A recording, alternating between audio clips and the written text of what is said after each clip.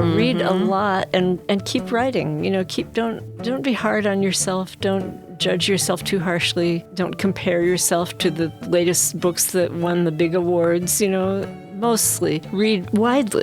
Don't just read in the genre that you want to write in. If you're a nonfiction writer, read poetry. If you're a poet, read fiction. And if you're a children's writer, read books for adults at the same time. It just is important to keep up with what other people are doing. That was Helen Frost sharing her experience on being an award-winning poet. Stay tuned to hear more about Helen's journey as a writer on Pages and Voices. I'm your host, Meg Bell. We'll be back after the intro. Welcome to Pages and Voices, the local author podcast, sponsored by the Allen County Public Library. This podcast is dedicated to featuring the works of talented authors within our community. Today's author guest is Helen Frost. Helen has always loved poetry, and she especially loves sharing poetry with children through writing and teaching. She taught elementary school in Massachusetts, Vermont, Scotland, and Alaska, and now lives and writes in Fort Wayne. She is the author of 11 novels and poems and 8 picture books. She loves to travel and has been to 48 states and 13 countries. Helen enjoys hiking, swimming, beadwork, crocheting, and gardening, especially to welcome birds and monarch butterflies. Throughout her prestigious writing career, Helen has won many awards. They include Women Poets Series Competition, Robert H. Winter Memorial Award, Mary Carolyn Davies Memorial Award by the Poetry Society of America, Michael L. Prince Honor, Indiana Author Award, a Boston Public Library Literary Rights for Children Award, a National Endowment for the Arts, Literature Fellowship in Poetry. Helen is married to Chad Thompson, a linguist and musician, and they have resided in Fort Wayne since 1991. They have 2 sons, Lloyd and Glenn. And now a little about her new book being released in March 2024 from Candlewick Press called The Mighty Pollinators.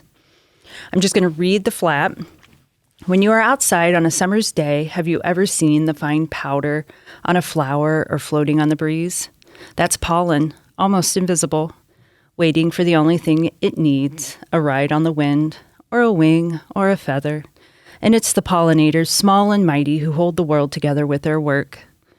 Playful poems and stunningly up-close photographs saturated with color introduce readers to many of our most well-known and not-so-well-known pollinators, bees and butterflies, ants and wasps, even bats and flies, and of course the wind.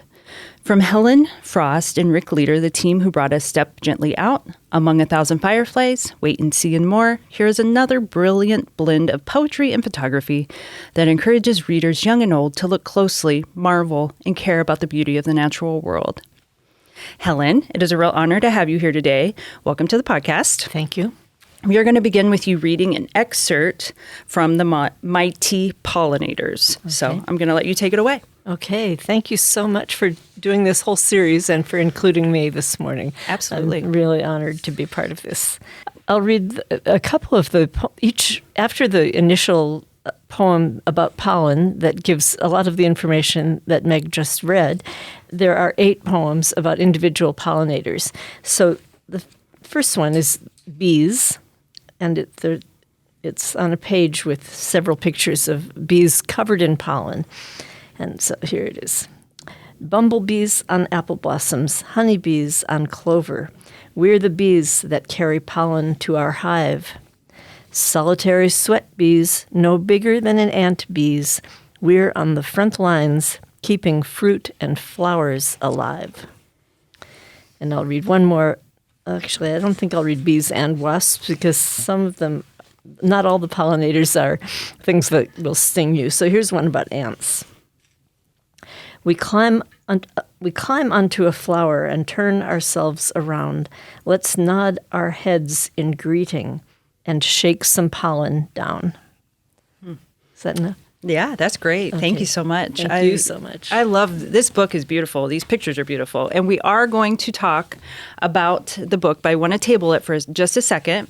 So your first book of poetry that we have in the collection here is called Skin of a Fish, Bones of a Bird, which won the Women Poets Series competition in 1993. Is a lovely book about your time in Alaska. Besides being very beautifully written, it is accessible poetry about ordinary life, and still it has your stamp. Each poem tells a story from beginning to end. I find that same kind of narrative thread throughout your work. Even in your picture books, such as The Mighty Pollinators, your poems tell a story. To give our listeners a sense of this, would you like to read a passage from All He Knew? This is one of your middle grade books, written mostly in free verse. It tells the story of Henry, a young deaf boy who is institutionalized wrongly in the 1930s, early 40s, and the friends he makes on his journey to learning about himself.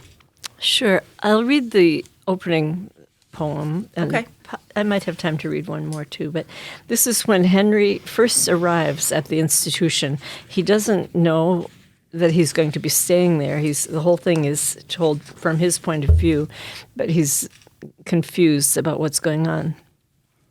It's called Arrival at Riverview, September 1939. Henry comes here on a Greyhound bus, slow along the bumpy road, his mother in the seat beside him, sitting straight and tall, her nostrils pinched, her words held deep inside. She understands by now that Henry cannot hear them. Henry is thinking about his sister, Molly. Why was she trying so hard not to cry, and crying anyway when she hugged me this morning? Papa didn't cry, of course. He never does. He waved his hand as the bus rolled away, and Henry, looking out, waved back.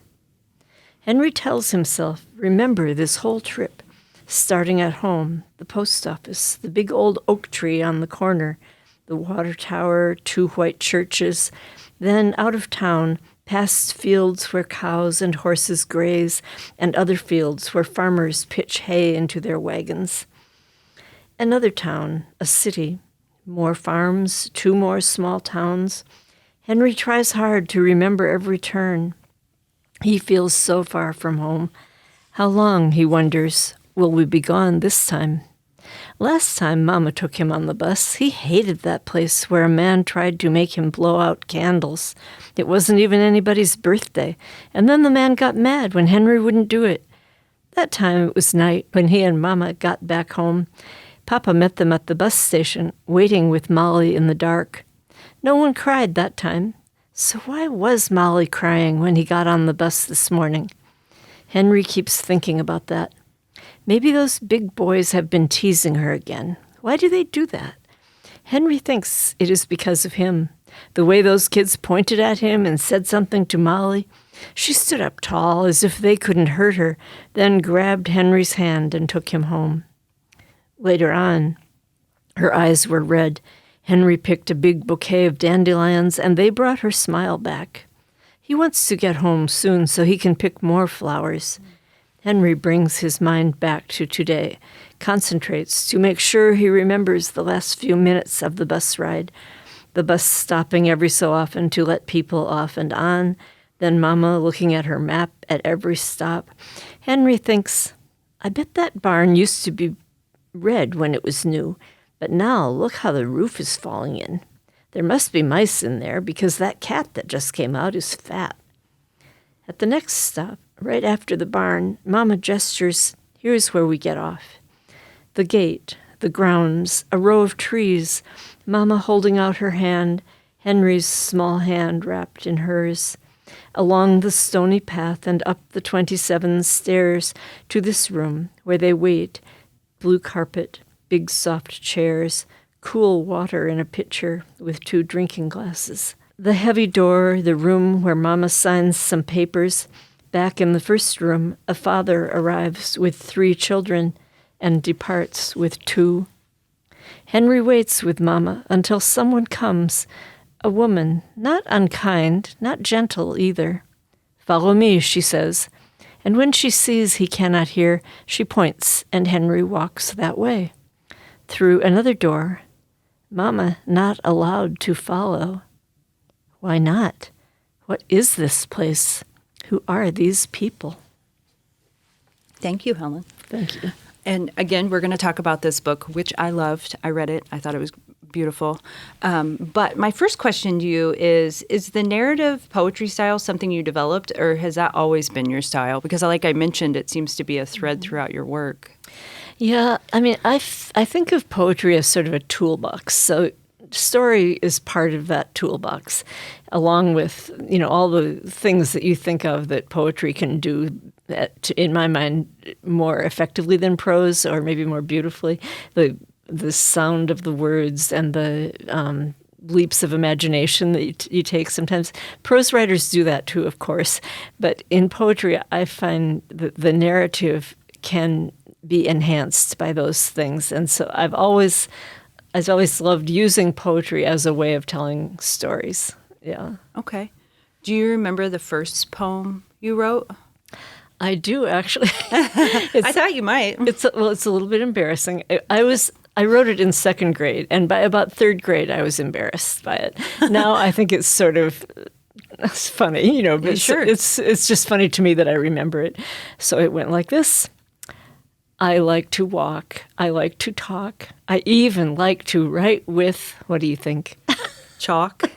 Exactly. Chalk? No, chalk. Just yeah. chalk. Yeah, I mean, I do that with children sometimes because it's fun for them to be able to guess what the word is going to be.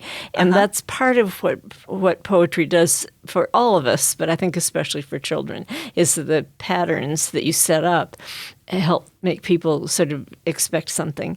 And so that was, just a funny thing. When I wrote that in second grade, I was so proud. And I put it in a little construction paper booklet and gave it to my sister for Christmas. Oh, it was just, it's just a funny memory, I love that. But I kept enjoying writing it. And I think in sixth grade, I wrote a long poem, maybe like 15 stanzas of rhyming quatrains, and that's a lot. My grandmother I gave it to my grandmother for Christmas, and she kept it until she died and gave it to my mother. My mother kept it until she died, and then it came back to me a few years ago.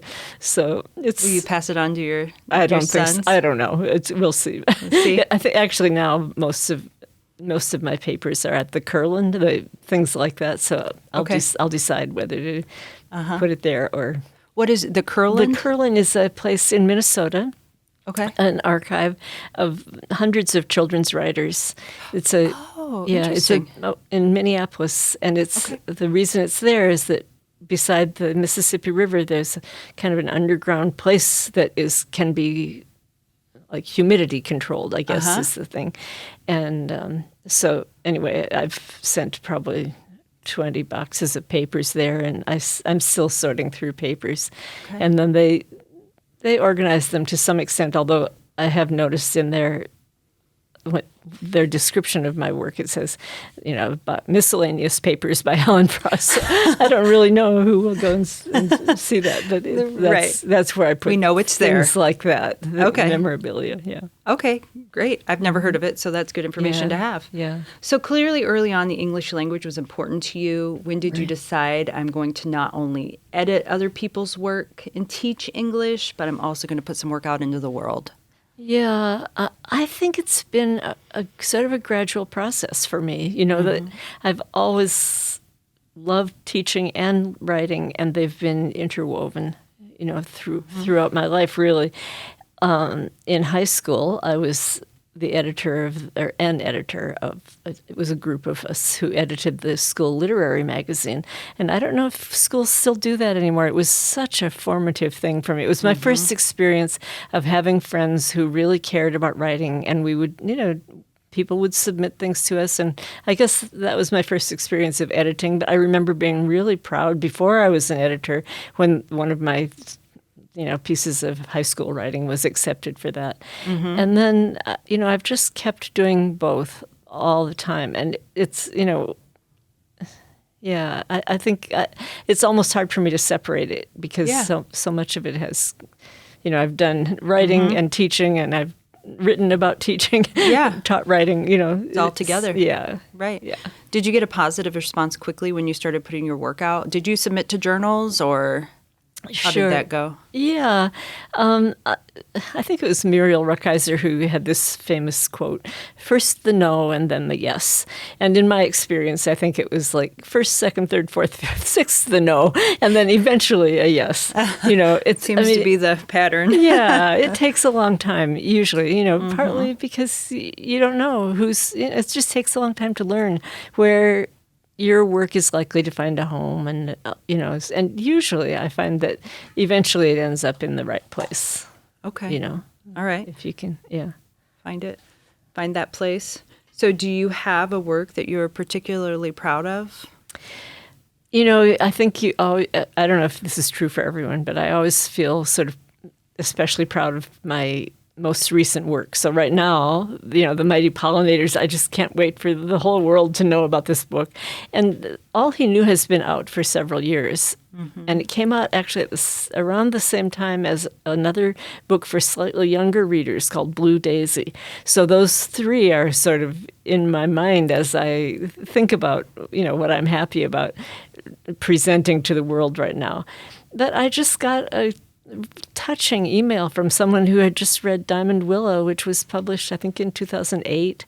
And, so I love getting feedback about those earlier books, too, and to know that they're still out there. And living on. Yeah. Still impactful. So, yeah.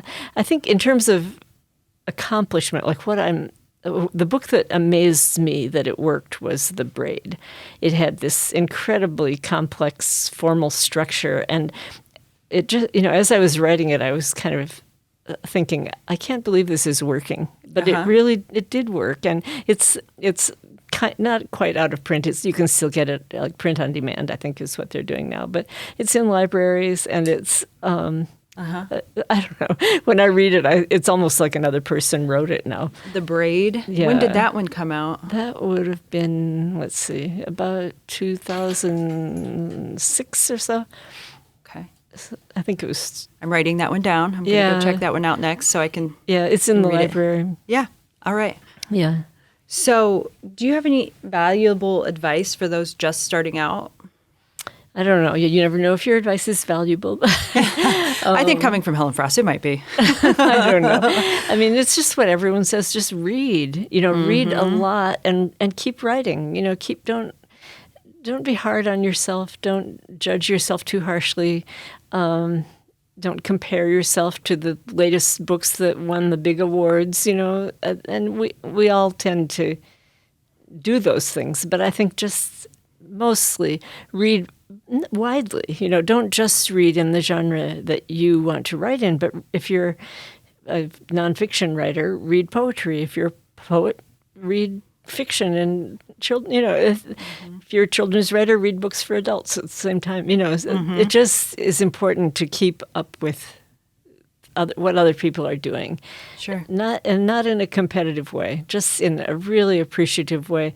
Partly just this feeling like, oh, someone else did that, I don't have to. Anyway. Okay. Yeah.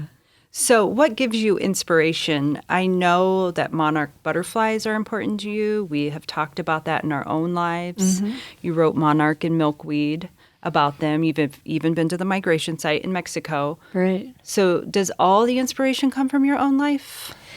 Yeah. I mean, I don't know where else it would come from. I guess you can get inspiration from, reading the news and, feeling bad about what's happening and wanting to make it right or something like that. But I think, for me anyway, I need to have some personal connection. Mm-hmm. And so with the monarchs, it was something I had loved monarchs ever since I was a child. And then I learned more about them. I learned about their migration.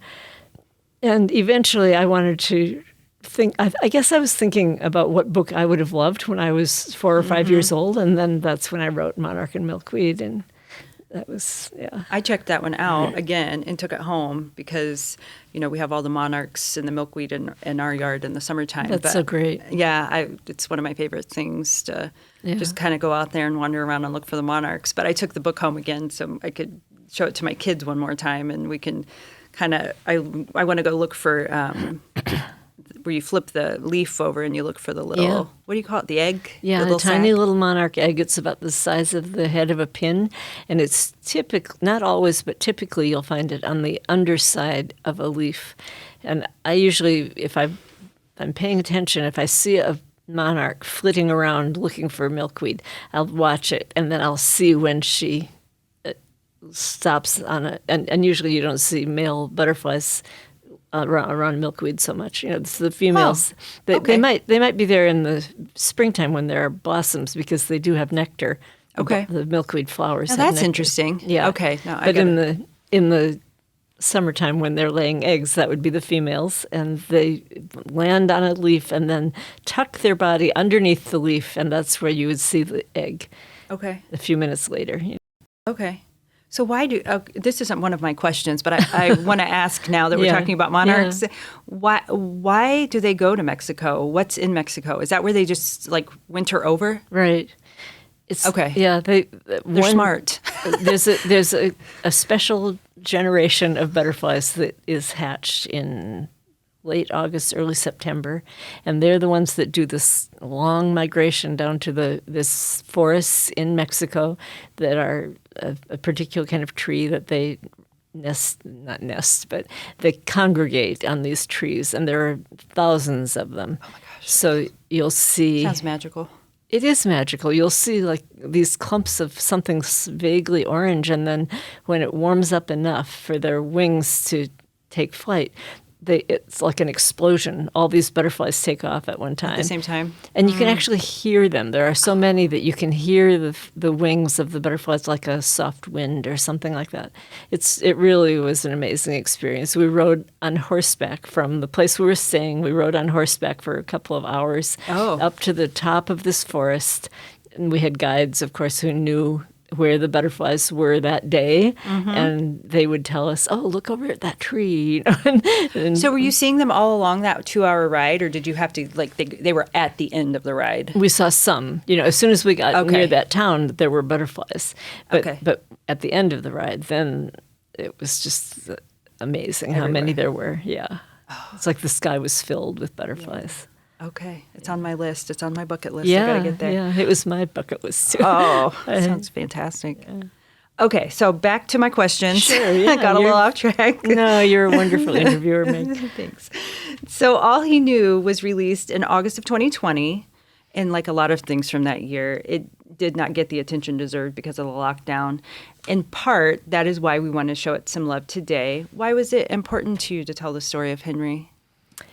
Yeah, it's you were asking earlier, does everything come from my life? And to some extent, I think that's probably true of every author.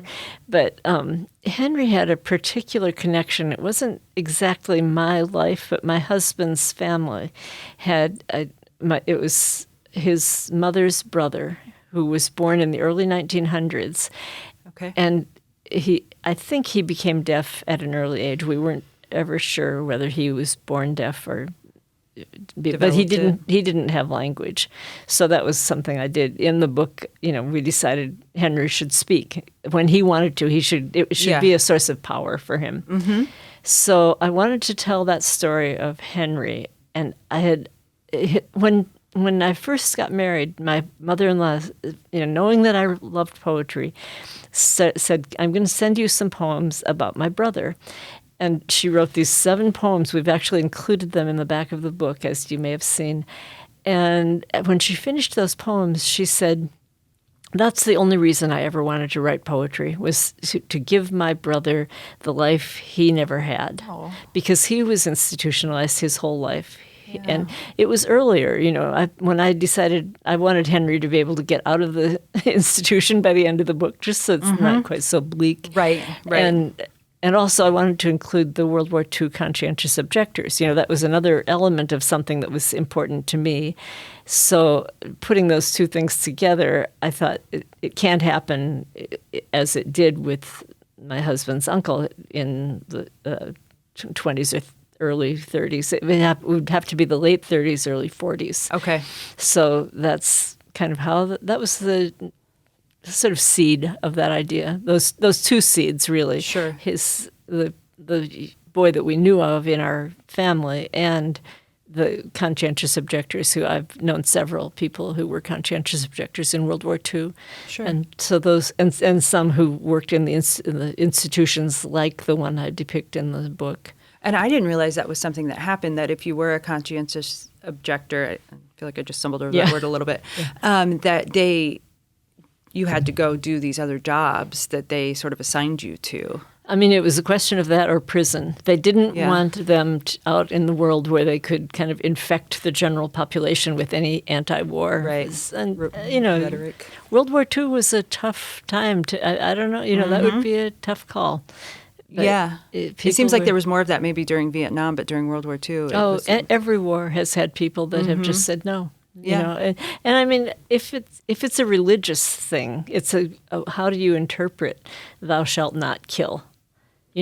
Right. It's if you take that commandment seriously, it's very hard to be a soldier. And in fact, I think a lot of people who are in war don't want to kill, and there's evidence of that. That even during the Civil War, there's a lot of evidence that the guns that were left behind had not been fired.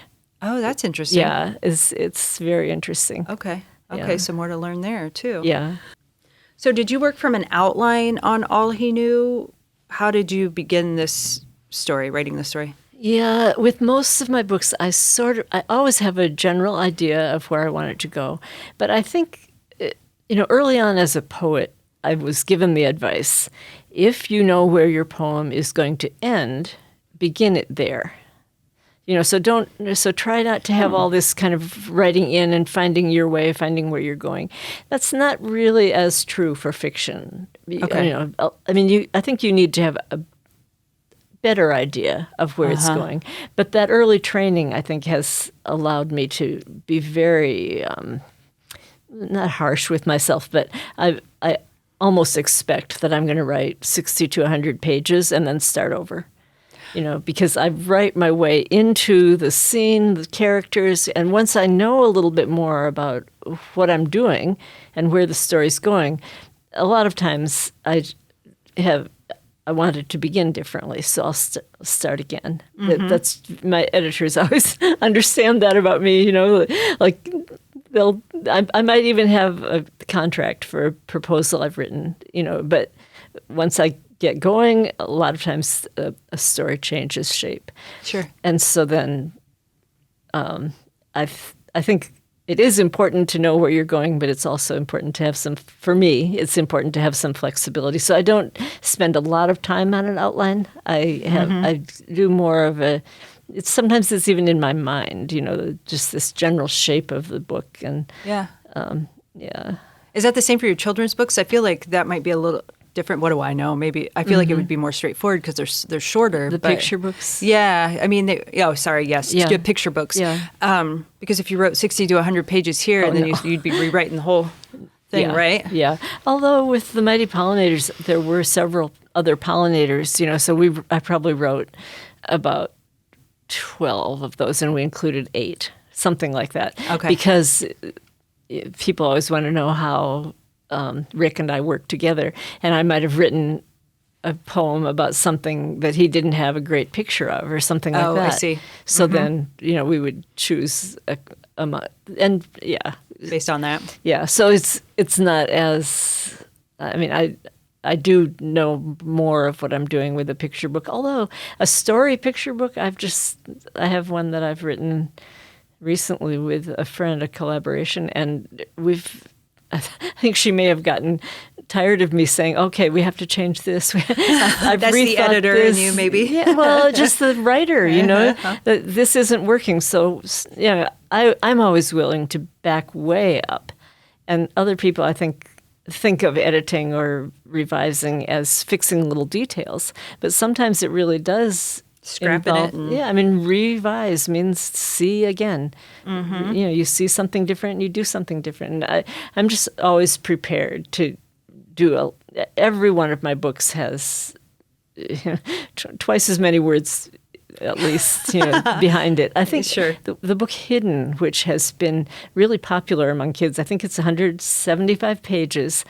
And I've calculated at one point that I wrote 1,000 pages in order to get that 175. And that was, again, it was just a lot of false starts and giving up on it. And at that point, I had a wonderful editor who said, "You're almost there. Keep going." Determination. Kind of pat you on the back. And, Absolutely. Yeah. So I guess maybe you might have just answered my next question. I said that this book changed significantly from the first draft in any way, and it sounds like maybe all of your books might change significantly from that first draft. Right. Thank you. Yeah. So how long did it take you to write All He Knew? I was trying to think about that. I think, because I was sort of writing actually 3 books at a time while I was working on it, that's unusual for me. Usually I do one at a time, but I was writing The Mighty Pollinators and All He Knew, and simultaneously working on Blue Daisy, and that was hard.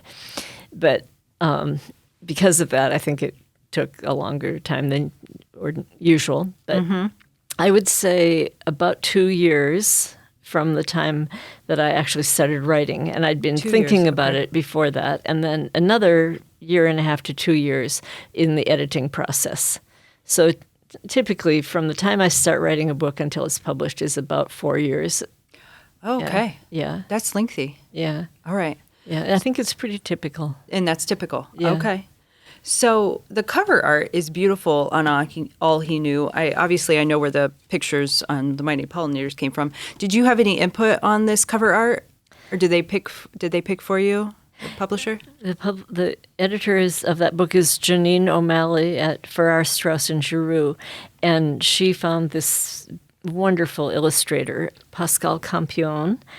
That usually I think an illustrator for a cover jacket would probably share an idea with the editor, and I just loved it. I thought it was. I didn't know how someone could illustrate this book, which is so dark in so many ways, and still get the lightness of Henry. It's very hopeful. I think it's beautiful. There's light coming in from outside, and the birds in the picture. The one very subtle thing about the cover is that there's ivy in the corner of the window, and I see it now. It comes in, and that is a way of depicting that the window is broken. Oh, Can see it, I see. Yeah. So without showing this broken glass, you just if you look closely, you see there's ivy coming from outside into the inside. So it's like a perfect picture, it's still beautiful, but you can see that, yes, it's a broken window. Yeah. Which isn't ideal. And I love the colors and that there are some flowers in it. It's, I agree. I agree. I like the cover a lot. So you have an agent? I do, yeah. Ginger Knowlton at Curtis Brown. Okay. And how did you connect with Ginger? Right. Well, I'll back up a little bit on that one because before I had any books published, I spent a lot of time sending queries to agents to no avail. It was very hard. And then at one point, someone suggested that I send a manuscript to Frances Foster, and she was like a really top-notch editor, and it was even the person who suggested it said, "Don't get your hopes up. It's very unlikely that she'll say yes." Sure. But at that point, editors did sometimes read slush pile, unsolicited manuscripts. So I did send it off, and about 3 months later, she accepted it. And Janine O'Malley, actually, the one who's the editor of this, was her assistant at the time. So she was the one who, many years ago, 20-some years ago now, had found Keisha's house in the slush pile and passed it on to Frances. And then Frances then subsequently published, I think, 5 or 6 more of my books before I got an agent. She was always very happy that I didn't have an agent. We worked fine together.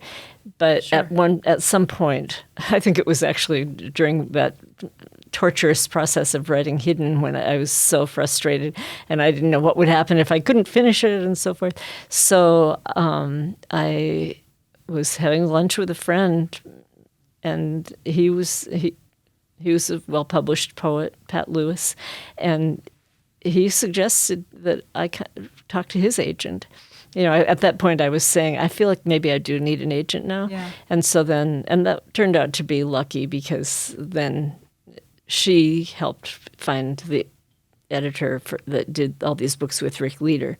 That wasn't something that Frances was interested in publishing. But so Ginger then sent Rick and I had our our first manuscript was Step Gently Out, and she probably sent it to a dozen I don't know how many, but she sent it out a few times. And finally, Sarah Ketchersid at Candlewick said she loved it, and she has really stuck with us. This is the 7th book she's published. Are all your books published by the same publisher? Maybe you touched on that. Okay, I didn't think so. I've had 5 different really good publishers. Yeah. Okay. So, okay. Yeah.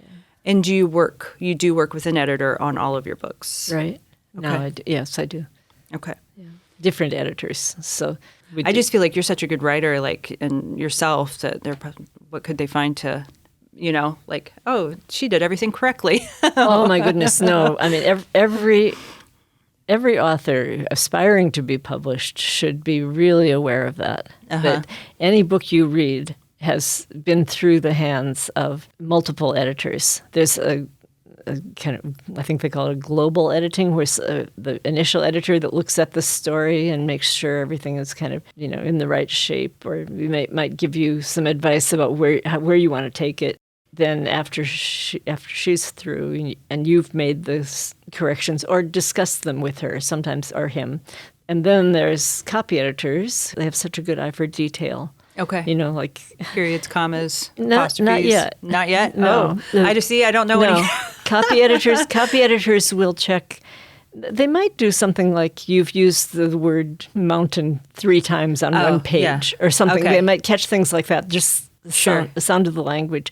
But they're more like, this character was named Michael on page 10 and Matthew on page 85, which is good. I'm not the only one that does that. No, I mean, it's that kind of thing is a little bit easier now that we have global editing in our computers. But, they catch those details or are you sure that I'm kind of laughing at myself because I'm thinking of one that we all missed, that level of people in Crossing Stones. There was a question of when was the first radio broadcast by a president that people would have heard, and so things like that. Copy editors pay attention. If I had a quote from Anne of Green Gables in one of my books, and there was a note to one copy editor to another, have we checked this quote, to make sure it's right?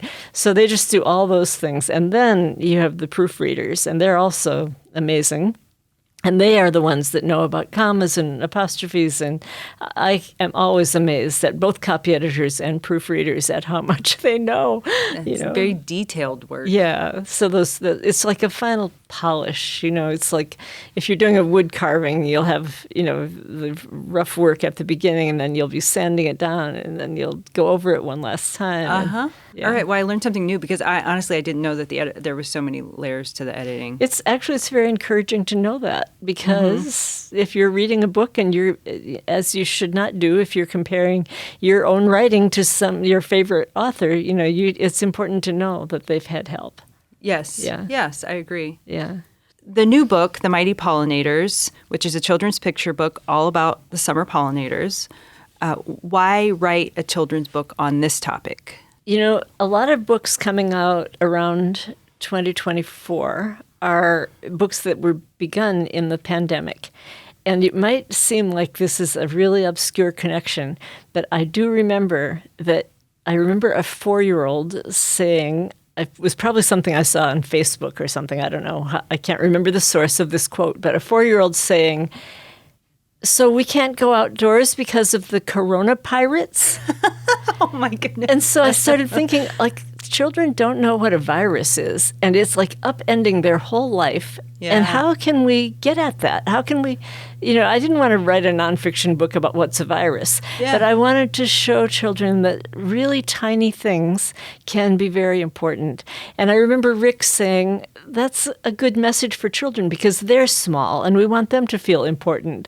So Rick and I started thinking about all the different tiny things, and he loves doing photographs of really up close things. We thought about grains of sand, or I forget dust. I think was one of the things we were talking about. But pollen is something that it's actually not invisible. It's very, very tiny, but it's it can be visible and it can be seen. Rick had all those, or he And took it has a big lot of effect on some people, Yeah. the allergies and Yeah, and it's so important. It's important to everybody. Yeah. And actually, that's something that the world needs to know too. So one of the reviews of this book said, "This is a good introduction to an important topic." I thought, good. That's what I want That's people right. to see. Thank you. For children to start to understand that you can't just kill all the bees and ants Yeah. and things because they're bugging you. No pun intended. But they're important. They have serve a a purpose. Yeah. Yeah, absolutely. The book is beautiful. Thank the you. pictures, I love the pictures. I told you when I first got a look at it that I wanted to frame them. So Rick took all of these because when I was looking at some of them, I believe I asked you if they were a painting.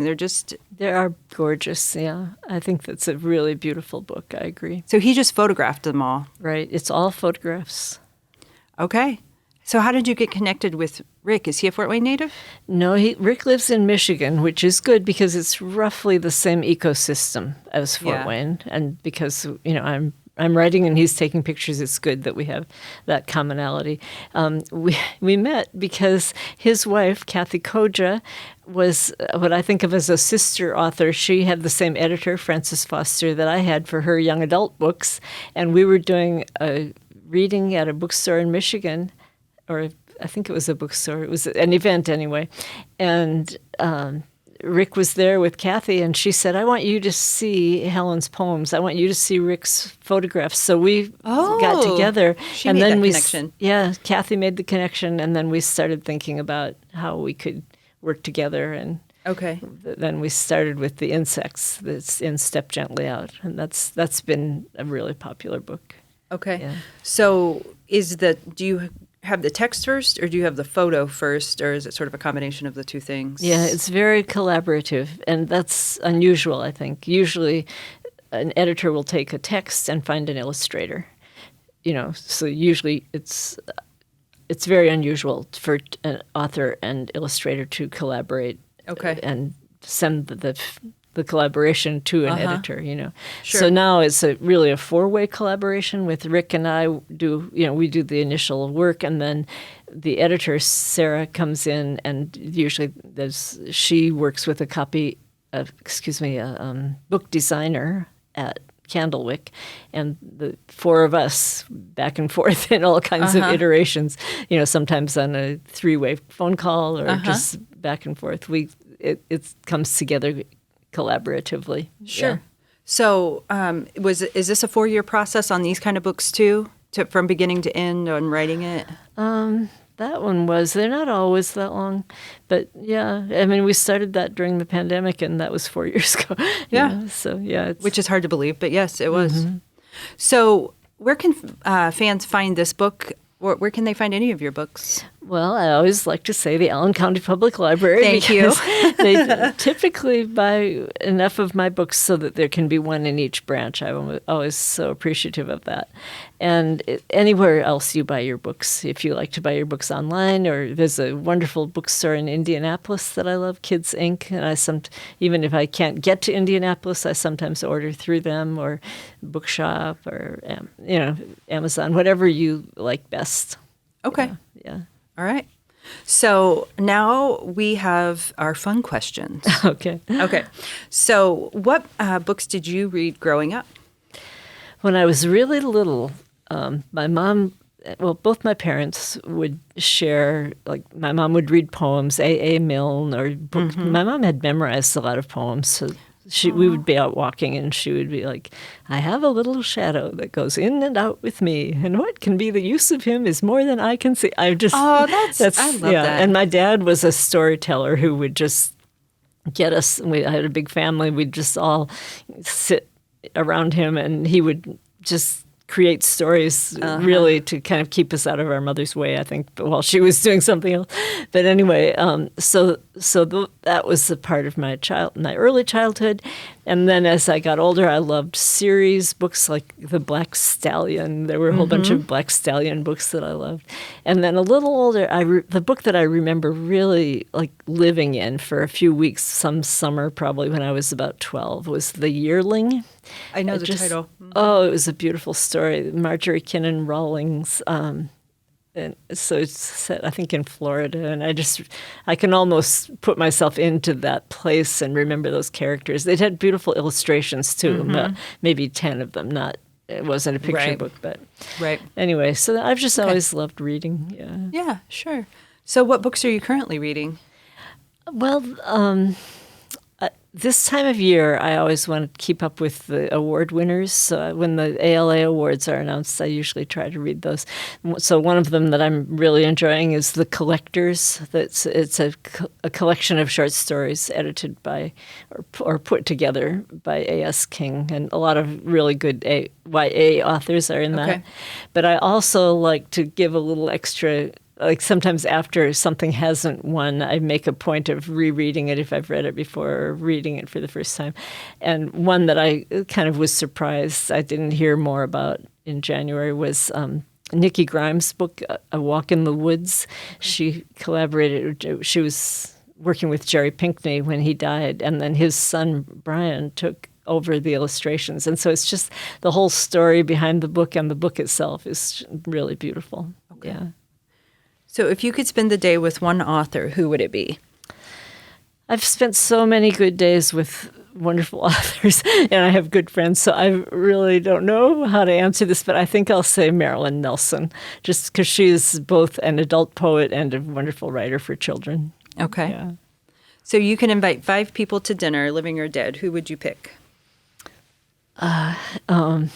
I mean, probably, if I could really bring back the dead, I would bring my parents and my sister. That would be like, oh my gosh. But I think that's not what you really mean. And so I've thought of, and I am going to go with people who aren't here anymore. People I would love to just bring them back and maybe like put them together and let's just have a party and the conversation. So I'm going to say William Stafford, Denise Levertov, and then Janet MacDonald was someone who died way too young, April Pulley Sayer, and then I'll go with someone from way back, or further back, that I would have loved to have known, and that's Gerard Manley Hopkins, just a wonderful poet. I think he would have been fascinating. So it would be quite a strange party, but it would be really, it's a fun question to think about. Yeah. So what's next? Do you have any ideas for me? I have a couple of things always, things I'm working on at different stages. And so Rick and I are working on a book about the edge of the water's edge. At the Water's Edge is our tentative title, and that's not even, it's very early stages. And then I have a book called Sibel and Rosie and the Baby Bird that's a story picture book that's a collaboration with a Burmese friend of mine. It's about a child coming to, I picture it being somewhere like Fort Wayne, but coming to America. And these 2 children, an American child and a child who's just arrived, in a friendship that they form. Okay. So I don't know if that hasn't been nabbed by any editor yet. We'll see where that goes. And then my novels are very early stages. Nothing I'm ready to describe yet. Okay. Yeah. All right. Well, thanks so much for joining us today, Helen. It's been delightful to have you here. Thank you so much, Meg. You're so good at this. Oh, really enjoyed talking to you. And I've enjoyed the whole series. If anyone's listening to this, thank you for joining us. And also make sure you look at the other author interviews in this series. It's wonderful. And thank you to those who listened in. Stay tuned for more authors on Pages and Voices. I'm your host, Meg Bell. Until next time.